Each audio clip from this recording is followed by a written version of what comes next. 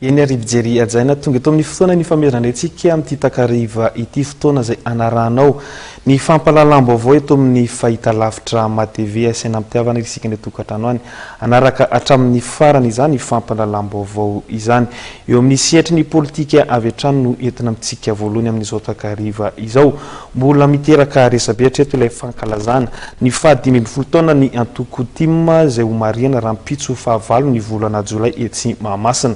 raha nosakana teo anivon'ny prefektura natan'ny tanàna Antananarivo ny fahazahon-dalany tim anatanteraka izany dia nofoanany tribonaly misana ny ady amin'ny fanjakana indray izany tamin'ity androany ity io jerentsika atao anatin'ity sarity indrindra ary ny andindiny makasika izay vaovao izay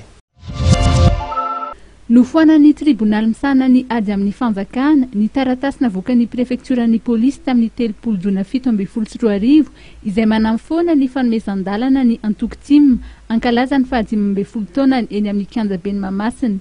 ny tim tamin'ny alalany sekretera jeneraly Andriamaefa Parandona no nanao fangatana fanafoanana ny taratasy ny prefektura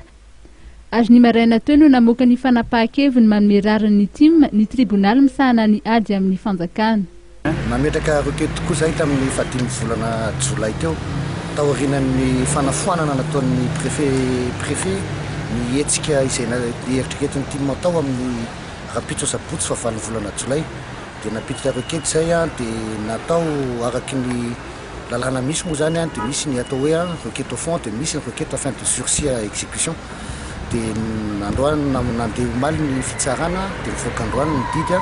dia namoaka didy ny fitsarana tribunal administratif nilaza fa hoe